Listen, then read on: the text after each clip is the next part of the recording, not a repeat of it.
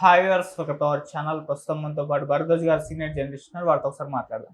Sir నమస్కారం sir. నమస్తే అండి. Sir, Oscar winner music director AR Rahman గారికి ఢిల్లీ కోర్ట్ అయితే షాక్ ఇచ్చిందని చెప్పుకోవాలి. అంటే పొన్నియిన్ సెల్వన్ సినిమాలో వీరా ధీర అని ఒక సాంగ్ కాపీ కొట్టి చేశాడని చెప్పేసి ఒక వ్యక్తి పిటిషన్ వేస్తే ఇప్పుడు ఢిల్లీ హైకోర్టు దాని మీద విచారణ జరిపి అవును కాపీ కొట్టాడని నిర్ధారించి 2 కోట్ల ఫైన్ వేసింది. అండ్ ఆ సినిమాలో ఎవరైతే ఈ ఒరిజినల్ వర్షన్ ఉందో వాళ్ళకి సంబంధించింది ఇవ్వాలి క్రెడిట్స్ అని కూడా ఆదేశాలు అయితే జారీ చేసింది. సో ఒక మచ్చ అయితే ఇప్పుడు ఏఆర్ రెహమాన్ మీద పడడం చూస్తున్నాం సార్. మరి కాపీకి సంబంధించి ఎప్పటి నుంచో జరుగుతూ ఉన్నాయి కదా సార్, మీరేం చెప్తారు సార్ మరి ఇష్యూ? అంటే కాపీ రైట్ అనేది ఒక మాట ఉంది మనకి. కాపీ రైట్ అనే ఒక యాక్ట్ ఉంది.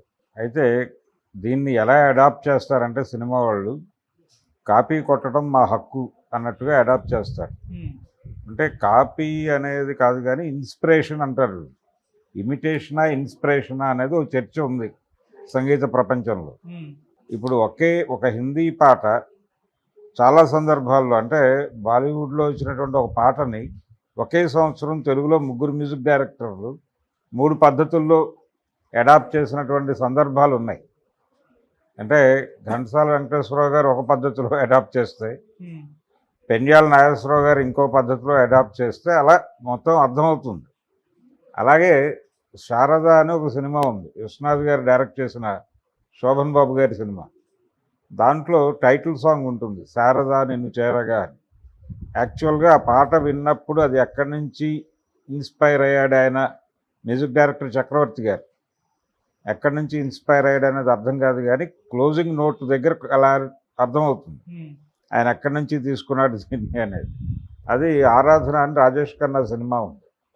దానిలో కారుతో ట్రైన్ని, అంటే ఒక జీప్తో ట్రైన్ని హంట్ చేస్తూ ఓ పాట ఉంటుంది, ఓ టీజింగ్ సాంగ్. షర్మిలా ఠాగూర్ని టీజ్ చేస్తూ రాజేష్ ఖన్నా గారు పాడే పాట, మేరే సప్పునుకి రాణి కా బాయే గీతు అని. అదే ఆ వరసలనే తీసుకుని కొంచెం టెంపో మార్చి ఈయన పద్ధతిలో ఈయన వాడుకున్నాడు చక్రవర్తి గారు. కానీ అది ఎవరికి అర్థం కాదు, చెప్పినా అర్థం కాదు, అది కాపీ కాదు ఎట్టి పరిస్థితుల్లోనూ అని వాదిస్తారు. కానీ దాన్ని క్లోజింగ్ నోట్ వింటే క్లారిటీ వస్తుంది, ఇది అన్నగారు అక్కడి నుంచి ఇన్స్పైర్ అయ్యాడు. అలాగే సత్యం గారి మీద బాలసుబ్రహ్మణ్యం గారు చాలాసార్లు వేదికల మీదే అన్నాడు, ఆయన ఇంటెలిజెంటిల్లీ కన్నింగ్ అని. ఇంటెలిజెంటిల్లీ కన్నింగ్ అంటే ఆయన పాటలకి ఎక్కడో చోట ఇన్స్పిరేషన్ ఉంటుంది, ఆ ఇన్స్పిరేషన్ అర్థం కాదు, చాలా పరిశోధన చేస్తే తప్ప ఈయన ఎక్కడెక్కడి నుంచి ఏమేమి వాడాడు అనేది అర్థం కాదు. ఆ లెవెల్లో చేసేవాళ్ళు చేస్తారు. ఇప్పుడు చాలా సందర్భాల్లో త్యాగరాయ కృతులు ఎన్ని తీసుకుని మన వాళ్ళు సినిమా పాటలకు వాడిన సందర్భాలు అనేకం. చిరంజీవి గారు చూడాలనుంది అనే సినిమాలో మణిశర్మ గారు ఒక ట్యూన్ చేశాడు, ఏది యమహాపూరి కలకత్తా నగరి అని ఒక పాట ఉంది. అది దాని ఒరిజినల్ ఎక్కడి నుంచి తీసుకొచ్చారు అంటే, అది పట్నం వారి కీర్తన ఒకటి ఉంది, అక్కడి నుంచి తీసుకొచ్చారు. దాన్ని తీసుకొచ్చి రఘువంశ సుధాంబుధి చంద్రశ్రీ అనేటువంటి కీర్తన నుంచి దాన్ని అడాప్ట్ చేసి ఆ ట్యూన్ ఇక్కడ వాడారు. అలాగే కెమెరామెన్ గంగతో రాంబాబు అని ఒక సినిమా ఉంది పవన్ కళ్యాణ్, నీ నగుమోము ఎక్స్ట్రాడినరీ అని ఒక పాట ఉంది దానిలో. ఆ పాట మాతృక ఏంటి, జగదభిరాముడు శ్రీరాముడే అని లవకుశ సినిమా కోసం ఘంటసాల గారు చేసిన ట్యూన్. అది యాజ్ ఇట్ ఈజ్గా అదే ట్యూన్ని తీసుకొచ్చి ఇక్కడ వాడేశాడు ఆయన. అడగటానికి ఆయన లేట్, ఘంటసాల గారు లేరనే కాన్ఫిడెన్స్తో ఎన్ని ట్యూన్లు ఎలా వచ్చినాయో లెక్కలేదు. అలా కంత్రి సినిమాలో మణిశర్మ గారే వయస్సునామీ అనే ఒక పాట ఉంటుంది, అది పాత తమిళ సారంగధర సినిమా నుంచి అడాప్షన్. శివాజీ గణేశన్ గారి సారంగధరలో సౌందరరాజన్ గారు పాడినటువంటి పాట, దాని ఇన్స్పిరేషన్తో చేసిన ట్యూన్ అది. ఇలా అనేక ఉన్నాయి. కాపీ కొట్టడం మా హక్కు అన్న పద్ధతిలో కాపీ చేసేవారు. అలాగే ఈ పాటలు అంటే తెలుగు సినిమాల్లో వచ్చిన పాటలు, లేకపోతే తమిళ సినిమాల్లో వచ్చిన పాటలు కూడా బాలీవుడ్లో అడాప్ట్ అయినవి కూడా ఉన్నాయి. ఇటు నుంచి అటు వెళ్ళినాయి, అటు నుంచి ఇటు వచ్చినాయి. అంటే అసలు ఇన్స్పైర్ అయ్యి చేయటం అనేది తప్పు కాదు అన్న పద్ధతిలో నడిచింది. కానీ కాపీరైట్ యాక్ట్ వచ్చిన తర్వాత కొంత సీరియస్నెస్ పెరిగింది. పెరిగి ఈ దాడులు చేయటం, అలాగే ప్రైవేట్ ఆల్బమ్స్ వస్తాయి చాలా. ఈ ప్రైవేట్ ఆల్బమ్స్ నుంచి ఇన్స్పైర్ అయి చేసేసే పాటలు కూడా కొన్ని ఉంటాయి. అలాంటివి అనేకం మనకి గతంలో, అంటే చక్రవర్తి గారు, ఆ తర్వాత దశలో రాజ్కోటి గారు, వీళ్ళందరూ కూడా అలాంటి ఇమిటేషనా ఇన్స్పిరేషనా అని అర్థం కాని డోలాయమాన స్థితిలో ట్యూన్లు తీసుకోవడం జరిగింది. అలా ఇప్పుడు రెహమాన్ గారి వంతు వచ్చింది. రెహమాన్ గారికి సంబంధించి ఇప్పటిదాకా ఆయన సూఫీ సంగీతాన్ని సినిమా సంగీతానికి అడాప్ట్ చేసినటువంటి ఒక మేధావిగా ఆయనకు ఒక గుర్తింపు ఉంది. అది ఆ సందర్భంలోనే ఇప్పుడు ఈ గొడవ కూడా, ఆయన మీద కాపీ చేశాడు అనే గొడవ కూడా, ఇది కూడా సూఫీ సంగీతం ఇన్ఫ్లుయెన్స్తో నడిచేటువంటి ట్యూనే. అయితే ఇది ప్రైవేట్ ఆల్బమ్గా వచ్చినట్టుంది. ఈ ప్రైవేట్ ఆల్బమ్ ఎక్కడో వినుంటాడు ఆయన. మొత్తానికి అలా మ్యాచ్ అయింది. ఇప్పుడు ఇది ఒకటా కాదా అని చెప్పడానికి సంబంధించి సాక్ష్యాధారాలు గతంలో కంటే ఇప్పుడు యాక్యురేట్గా సాక్ష్యాలు ఇవ్వడానికి టెక్నాలజీ కూడా వచ్చింది. ఈ టెక్నాలజీ సదుపాయంతో బహుశా కోర్టు ఆ నిర్ధారణకు వచ్చి ఉంటుంది. నిర్ధారణకు వచ్చి అది ఇప్పుడు రెహమాన్ గారికి ఆయన సంజాయిషీ చెప్పుకోవాలి. సంజాయిషీ చెప్పుకోవడం నామోషి అనుకుంటే, లేదు అతను ఇప్పుడు చాలా సందర్భాల్లో వీళ్ళు చెప్పే మాట ఏంటంటే, ఒక రాగం ఆధారంగా చేసినప్పుడు కొన్ని పాటల్లో సిమిలారిటీస్ కనిపిస్తాయి అని చెప్తారు. అలాంటి సందర్భం ఏదో చెప్తారు. ఇప్పుడు చెప్పి ఆయన్ని సేవ్ చేసేటువంటి ప్రయత్నం జరుగుతుంది. తర్వాత ఆయన చాలామంది మ్యూజిక్ డైరెక్టర్లు, చక్రవర్తి గారు చేసేవాడు ఆ పని. ఆయన దగ్గర చాలామంది అసిస్టెంట్లు ఉండేవాళ్ళు.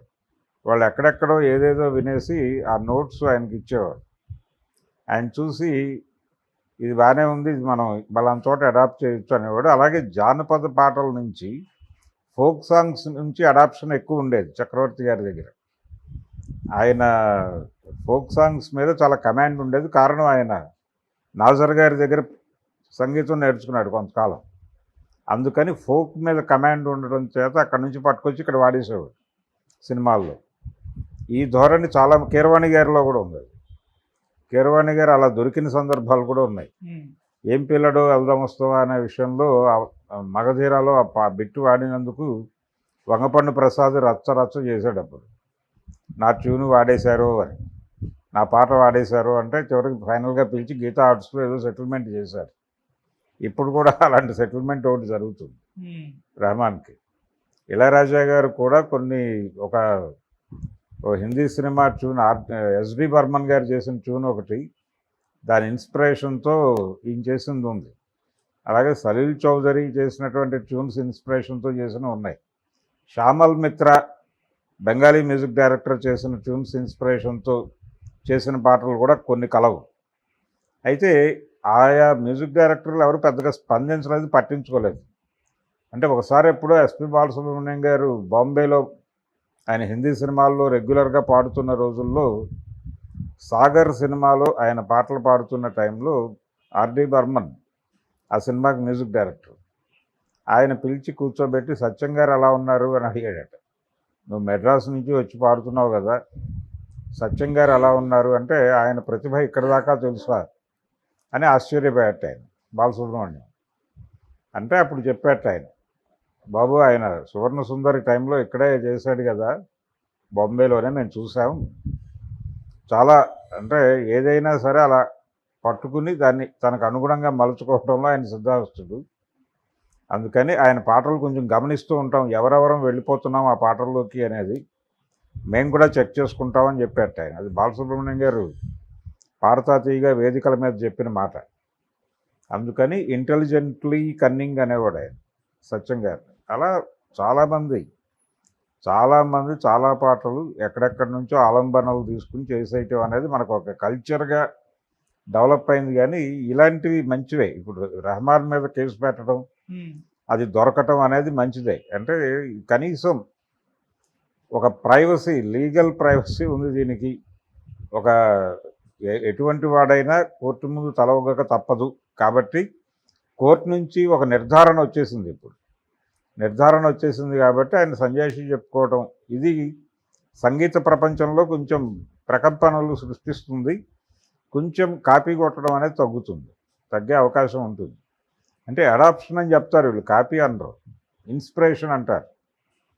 ఆ ఇన్స్పిరేషన్ చాలా త్యాగరాయ కృతుల తాలూకా కీర్తనల తాలూకా ఇన్ఫ్లుయెన్స్ మనకు చాలా సినిమా పాటల్లో కనిపిస్తుంది. ఇలాంటి అడాప్షన్స్ ఎక్కువ చేసిన వాళ్ళల్లో మణిశర్మ ఉన్నాడు, అగ్రగణ్యుడు ఆయన చాలా అడాప్షన్స్ ఉన్నాయి. ఆయన ఒకటి కాదు, రెండు కాదు. నేను ఇందాక చెప్పాను, చాలా ఓపెన్గా పాట వాడేశాడు ఆయన. జగదభిరాముడు శ్రీరాముడే అని ఒక భక్తి పాటను తీసుకొచ్చి దాన్ని ఏమాత్రం మొహమాట పడకుండా వాడేసుకున్నాడు ఆయన. అలాంటి సందర్భం అంటే ఆ రోజున ఎవరు కోర్టుకు వెళ్ళలేదు కాబట్టి అది ప్రూవ్ కాలేదు. బయట జోకులు అయితే నడిచినాయి, ఇలా వాడేసాడేంటి ఘంటసాల గారిని అని. వీళ్ళ తండ్రి గారు ఆయనతో పనిచేసేవాడు. మణిశర్మ గారి తండ్రి గారు యనమండ్ర శర్మ గారు అనే వయలిన్ శర్మ. ఆయన వయలిన్ వాయించేవాడు సినిమా ఆర్కెస్ట్రాల్లో. ఆయన ఘంటసాల గారికి బాగా సన్నిహితుడు. అలాంటి ఒక అనుబంధం ఉండేది వాళ్ళ మధ్య. అయితే అక్కడెక్కడి నుంచో లిఫ్ట్ చేసి వాడేశాడు ఈయన. అలా చాలా పాటలు మణిశర్మ గారి పాటల్లో ఎక్కడో చోట ఒక ఇన్స్పిరేషన్ కనిపిస్తుంది. ఇళయరాజా గారు స్వయంగా చెప్పుకున్నాడు. అదేది చండీరాణిలో ఒక పాట ఉంటుంది, ఓ తారక, రామారావు గారికిను భానుమతికి మధ్య డ్యూయెట్.